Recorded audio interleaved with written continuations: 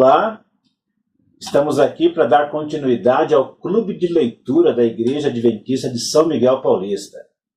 Meu nome é Ailton. Meu é Vera.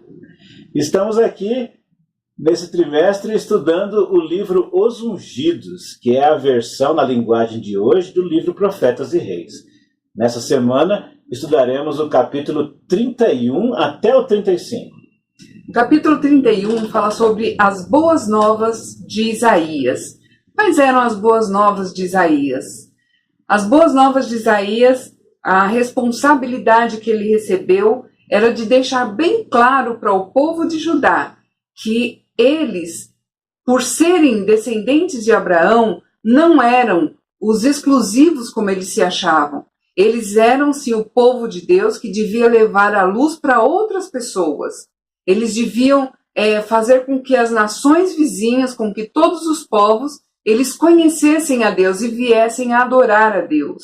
Na verdade, essas boas novas também servem para nós hoje, né? Nós também temos essa incumbência de apresentar Jesus Cristo a todos os povos. Não é exclusividade apenas nossa. Mas a história continua no capítulo 32, quando a gente vê aqui, falando sobre Manassés e Josias, o pior e o melhor dos reis daquela época, né? E esse capítulo, só lendo, todos precisam ler o livro, porque é interessante demais e não dá para a gente falar em pouco tempo, né? Manassés foi um rei terrível, foi um rei que levou a nação à idolatria total. Ele fez com que o povo de Judá abandonasse totalmente a adoração a Deus. E logo em seguida veio o seu neto, o rei Josias. Rei Josias foi totalmente o oposto de Manassés. Graças a Deus, né? Graças a Deus que alguém resolveu ouvir a voz de Deus, a voz dos profetas que haviam naquela época, e Josias resolveu seguir as orientações de Deus e resolveu fazer uma grande reforma na nação de Judá. E essa reforma foi muito importante e ela continua aqui no capítulo 33, ao ponto de um livro que estava perdido há muitas décadas for encontrado, o livro da lei. E quando foi levado até o rei Josias e leram para ele, o rei ficou maravilhado com a mensagem que encontrou ali. Interessante que ele não tinha ouvido falar, né, dessa mensagem, né? Mas alguma coisa acontecia ali, a voz dos profetas, mesmo tentando, os reis tentando abafar, elas eram ouvidas, né? E ele fez essa reforma. Quando encontrou o livro da lei, ele ficou maravilhado com esse livro, com tudo que leu, né? E Josias foi fazendo tudo o que ele podia para poder fazer com que o povo se voltasse para Deus. Era muito importante. Os profetas, eles falavam muito sobre a fé, as pessoas manterem a fé, apesar de tudo aquilo que eles estavam vivendo.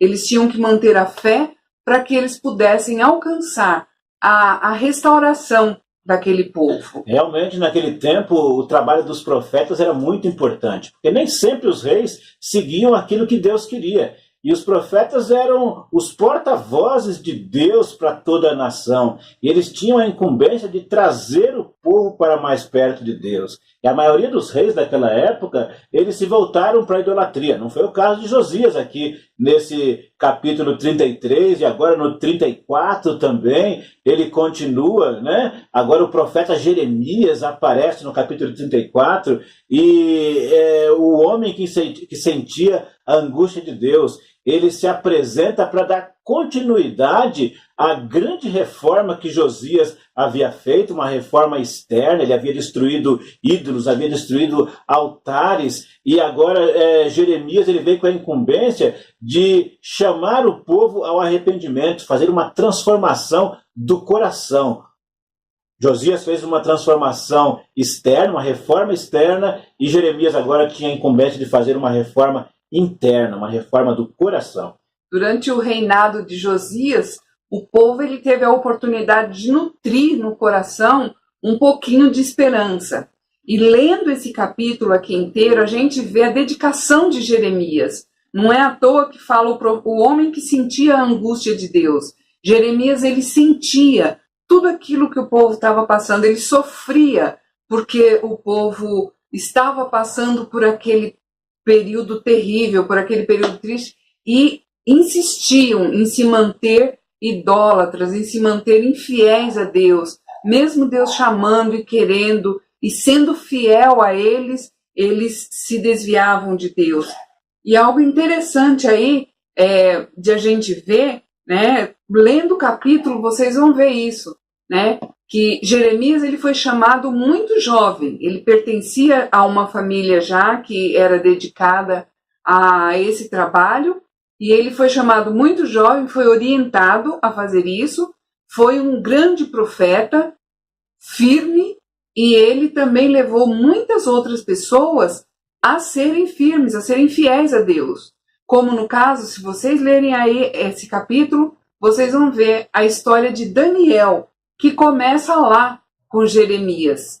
Ele foi orientado, ele ouviu a voz de Jeremias, ele ouviu a pregação que Jeremias fazia. É verdade, isso aí está no capítulo 35 já, né? A terrível teimosia de Judá. Judá ainda continuando sendo idólatra, né? Agora sob o reinado de Jeoaquim, depois de Josias, sob o reinado de Jeoaquim, eles continuaram com a idolatria teimosamente, e eles foram advertidos. Jeremias continuou advertindo o rei e toda a nação. A maioria não queria saber das advertências de Deus. No entanto, ele conseguiu trabalhar com um grupo de jovens, e dentro desses jovens que aceitaram a mensagem de Deus, estava ali Daniel e seus amigos, que posteriormente, quando foram levados cativos para a Babilônia, lembraram de todos aqueles ensinamentos de Jeremias, e por isso eles foram fiéis a Deus diante de tudo aquilo que eles passaram em Babilônia.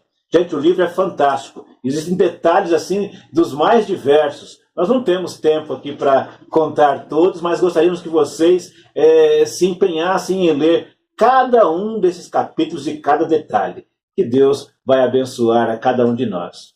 Até lá. Realmente muito bom. Eu espero que todos leiam. Vai fortalecer muito a nossa fé e a nossa confiança em Deus. Tchau. Tchau. Que Deus os abençoe.